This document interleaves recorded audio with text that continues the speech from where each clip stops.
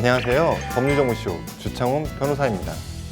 세계보건기구 발표에 따르면 2013년 한 해 동안 우리나라에서 발생한 사기범죄는 27만 4,086건으로 이를 환산하면 하루 750여 건, 1시간에 31건의 사기범죄가 발생한다고 합니다. 지금 이 순간에도 누군가는 어디에선가 사기를 치고 있고 또 누군가는 사기를 당하고 있다는 이야기입니다. 법원행정처에서 매년 발행하고 있는 사법연감에 나타난 결과 역시 다르지 않습니다. 2004년 이후 사기 공과 관련 범죄가 전체 형사범죄 중 1위를 계속하여 유지하고 있고 사건 수 역시 다른 범죄보다 압도적으로 많습니다. 하지만 실제 형사재판을 진행하다 보면 사기만큼 유무죄 여부가 불투명한 사건도 없습니다.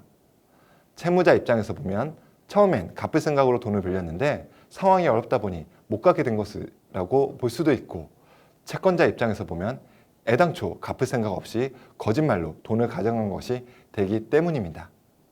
오늘은 제가 실제 변호를 맡았던 사기 사건의 사실관계를 기초로 하여 어떤 경우에 사기죄가 성립하는지 말씀드리도록 하겠습니다. 자동차 부품 수출 일을 하던 갑은 부도를 맞고 신용불량자가 되어 더 이상 금융기관으로부터 대출을 받을 수가 없었습니다. 이에 하는 수 없이 고리의 이자를 내고 사채를 빌려 사업 자금을 융통하였는데요.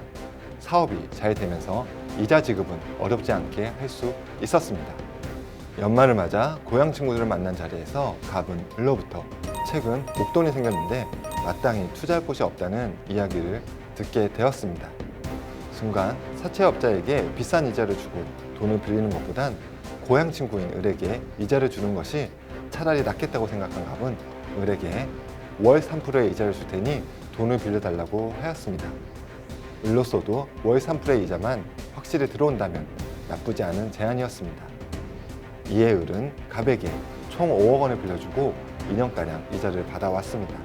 그런데 갑자기 미국발 금융위기 사태가 발생하면서 수출 물량이 뚝 끊기고 말았습니다. 예상치 못한 경기 악화에 갑은 결국 파산 상태에 이르렀고 고향 친구인 을에게 원금커녕 이자조차 갚을 수 없는 지경에 놓였습니다. 그러자 을은 갑을 상대로 사기로 고소를 하였습니다. 이 사안에서 과연 갑에겐 사기죄가 인정이 될까요? 형법 제347조에서는 사기죄에 대해 사람을 기망하여 재물의 교부를 받거나 재산상의 이익을 취득한 자는 10년 이하의 징역 또는 2천만 원 이하의 벌금을 처한다고 규정하고 있습니다. 여기서 핵심은 기망에 있습니다. 대법원은 사기죄의 요건으로서 기망은 널리 재산상의 거래관계에 있어서 서로 지켜야 할 신의와 성실 의무를 저버리는 모든 적극적 또는 소극적 행위를 말하는 것으로서 반드시 법률 행위의 중요 부분에 관한 허위 표시임을 요하지 아니하고 상대방을 착오에 빠지게 하여 행위자가 희망하는 재산적 처분 행위를 하도록 하기 위한 판단의 기초가 되는 사실에 관한 것이면 충분하다고 판시한 바 있는데요. 쉽게 말해서 거짓말로 상대방을 속이는 일체의 행위를 기망이라고 보는 것입니다. 즉, 거짓말로 상대방을 속여 돈을 받으면 사기죄가 성립하는 것이죠. 앞서 말씀드린 사안에서 검사는 갑이 신용불량자로서 처음부터 을로부터 사업자금 명목으로 금원을 차용하더라도 신용카드 대금 등 생활비 용도로 사용할 계약이었을 뿐 아니라 이를 갚을 의사나 능력도 없었다고 보고 갑을 사기죄로 기소해야 하는데, 정말 갑은 고향 친구인 을에게 사기를 친 것일까요? 우선 갑이 사업에 실패하여 신용불량자가 되었다는 사실은 고향 친구 모두 알고 있던 사실이었습니다. 즉, 을도 돈을 빌려주기 전부터 갑이 신용불량자라는 사실을 알고 있었는데요. 이러한 사실은 거짓말 탐지기 조사 과정에서 밝혀졌습니다. 다음으로 갑은 실제 자동차 부품 수출과 관련된 사업을 하고 있었고 을로부터 받은 돈 대부분도 사업에 사용하였습니다. 이뿐만이 아닙니다. 갑은 을로부터 돈을 빌린 다음 2년 가까이 월 3%의 이자를 지급하였고 수차례에 걸쳐 차용증을 작성해 주었습니다. 만일 갑이 애초부터 을의 돈을 사기칠 생각이었다면 2년 동안 이자를 지급하진 않았을 것입니다. 과연 법원의 판단은 어떠했을까요?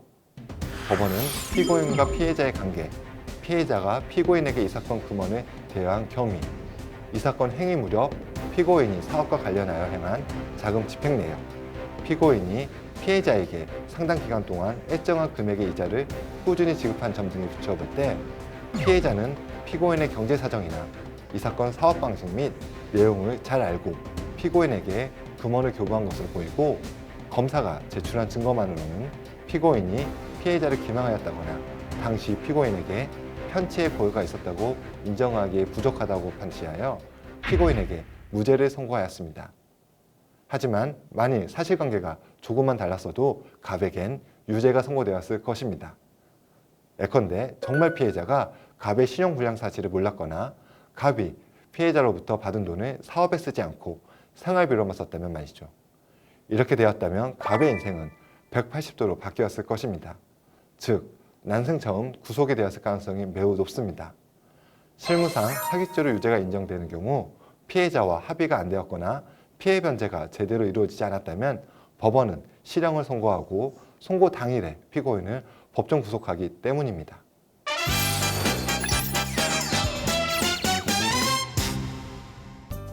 이번 주제의 키포인트는 사기죄가 성립하기 위해서는 단순히 돈을 안 갚았다는 사정만으로는 부족하고 채무자의 기망사실, 즉 채무자가 거짓말로 돈을 빌린 사실이 인정되어야 한다는 것입니다. 나아가 여기서 기망이라 함은 적극적으로 거짓말을 하는 행위뿐 아니라 부작위에 의한 기망, 즉 법률상 고지 의무 있는 자가 일정한 사실에 관하여 상대방이 착오에 빠져 있음을 알면서도 고지하지 아니한 경우도 포함된다는 것입니다. 따라서 사기죄로 고소를 하거나 고소를 당하였다면 돈을 빌릴 당시 상황을 최대한 구체화하고 관련 증거를 미리 준비하여 채권자 입장에서는 법률상 기망에 해당함을 밝혀야 하고, 채무자 입장에서는 기망한 사실이 없음을, 다시 말해 거짓말한 사실이 없음을 밝혀야 합니다. 이상 사기와 관련하여 말씀드렸습니다. 지금까지 법률정보쇼 주창훈 변호사였습니다. 감사합니다.